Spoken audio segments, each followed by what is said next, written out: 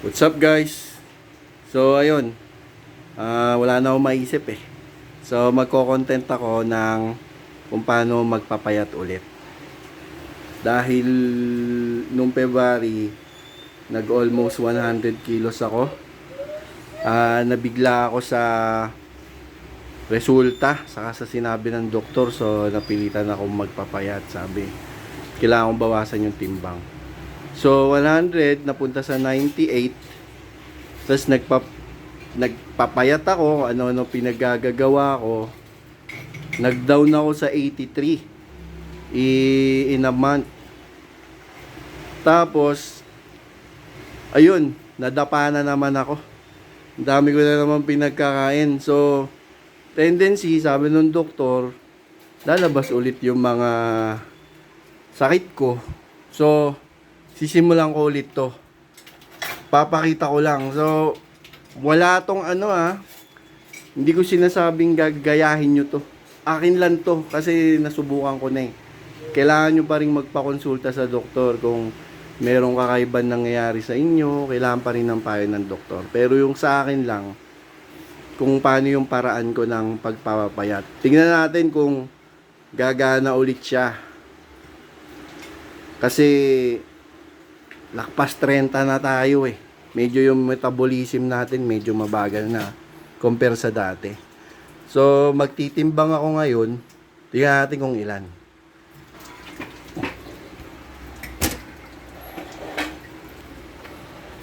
Yun oh. Nakita nyo?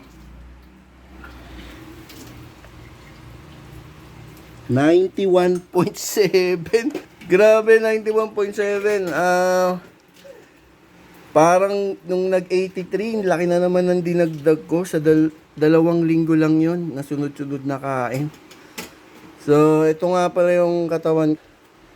Baka, namuin tiyan, no? Pasensya na sa kusina. Dumi. Yan, no? Laki ng tiyan ko, di ba? Ngayon, titignan natin kung mawawala yan. Simulan na natin ngayon yan. Bumuhuling kain ko alas 2. Kasama dito sa video anong ginawa ko araw-araw. So araw-araw ako magpo-post para ma-update kayo. Pasok muna ako sa trabaho. Touchdown. Touchdown guys. BGC na. Trabaho na tayo. Pero time check, alas 2 ako kumain Mga magtatanong, tinolang manok kinain ko. More on sabaw sa sayote at manok lang. Hindi ako kumain ng atay balong-balunan. Ayan 2 hours and 14 walang laman dyan ko. Kaya natin hanggang sa naabot.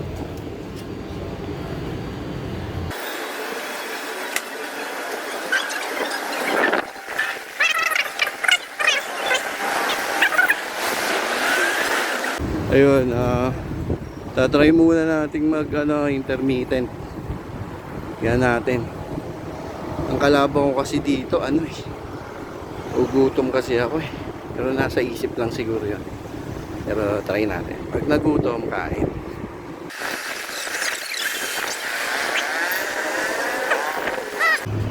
Mamaya, mag-update ako mamaya. Mga 7. Break ko yun eh. Bawal mag-cellphone eh. Yun. Mamaya na lang ulit guys. Yun. Hello ulit guys. Na-late ako ng break. Time check. Yun o. 8:25.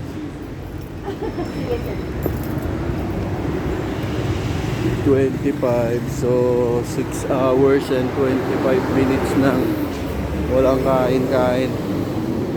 Tubig lang. Lakad lang muna tayo.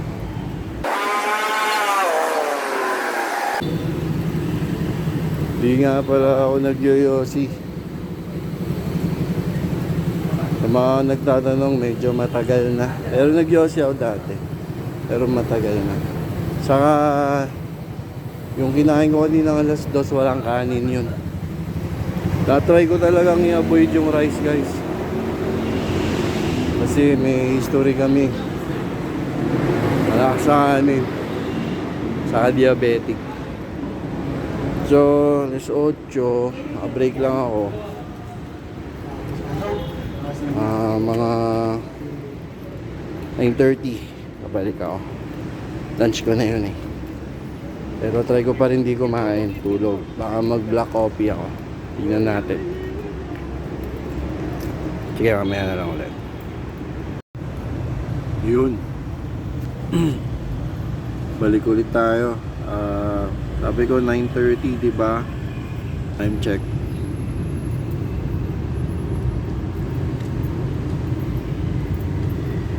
9:42. 9:42, so 2, 3, 4, 5, 6, 7, 8, 9, 10. So pag nag-10, 8 hours nang walang tiyan. Walang laman tiyan natin. Ano ba to? Kasi ang ginagawa ko, kumakain lang ako pag nagutom ako. Pag naramdaman ko nagutom ako. Pag daw nagutom, daw ako kakain. So ang gagawin ko, dahil tubig lang ng tubig sa taas, magba-black coffee tayo mamaya pag-akyat natin. So ayun, tambay-tambay lang mo habang kachat si Esme. Hangin, puro aircon kasi doon. May sariwang hangin. Tapos hindi ko kasi suot yung yung smartwatch ko eh. Ang plano ko talaga, magpo 4,000 steps ako araw-araw. So sisimulan natin yun pag nakuha ko na yung strap. Nasira eh. Papakita ko rin yun sa susunod. Ang next ko nito, update mamayang 12 a.m. Tapos ang update nito hanggang bukas, hanggang magising ako bukas, simulan ulit natin siya ng mga 2 or 3 p.m. para 24 hours yung check natin. So daming tao dito. Ayun. O nga pala, kaya madami Friday, gimmick night. So daming tao dito. Pero yun nga, bukas papakita ko rin kung ano yung pagkain ko, anong kakainin ko, kung ano ulit gagawin ko. Tapos mamaya ulit yung update. So maya na lang, kakape muna ako.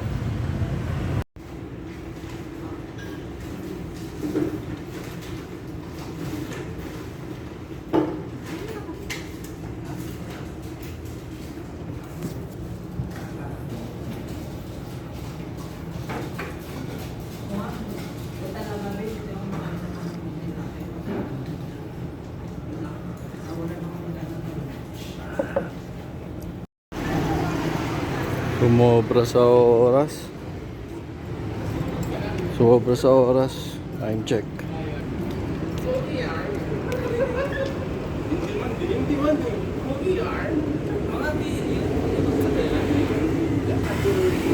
On 25.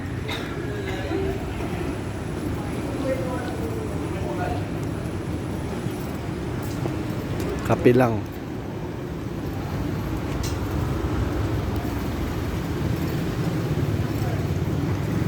Kape lang yung nainom ko.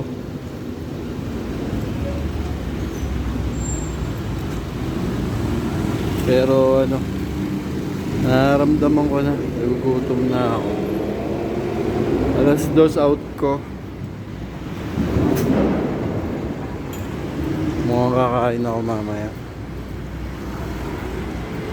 Tingnan na lang natin. Mamaya out na ako eh. Ilang minuto na lang. Mamaya ulit. Ayun. Nakasurvive tayo dun. Time check. Hindi ko makuha. Dami ko bitbit eh. 2 ako nag-out eh. Mga 2:06 na. Medyo gutom na ako. 12 hours na ako hindi nalalamanan ng tiyan. Nalulungkot din ako kasi lilipat na ako ng building eh. Last day ko dito. Pero masaya naman daw doon. Ayun. Pauwi na ako.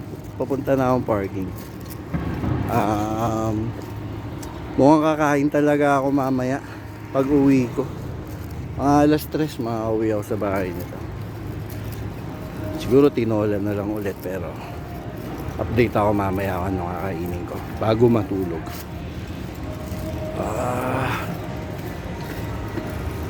Check nyo muna.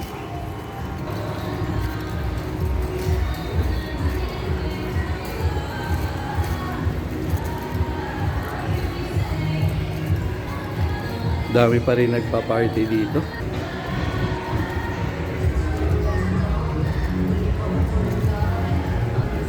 Anyway, on the way na ako sa parking. Update ko na lang mamaya, guys.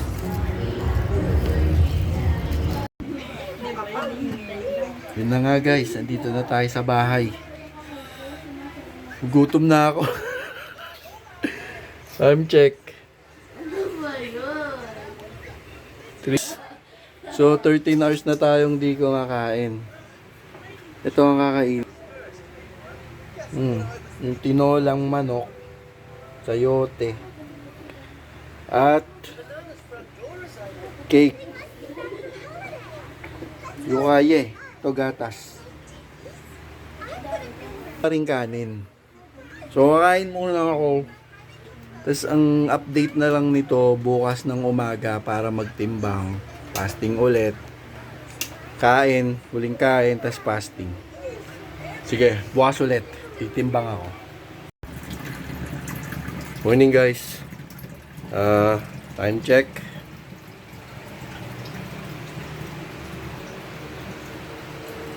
Baga alas 12 na pala. Nanghali akong gising. Yun nga, take note na kumain ako ng tinola kagabi alas 3. So 13 hours fasting tayo kahapon, no? Kasama ngayon, wala pang laman tiyan ko pero kumain tayo. Walang kanin pero dadapa tayo sa cake kasi para naghahanap ng matamis talaga, pero alam ko sa umpisa lang yun eh. Sa mga susunod kaya na natin tiisin yun. Naggatas din ako pampaantok. Hindi kasi ako nakakatulog agad eh. So, check na natin timbang natin. Ito.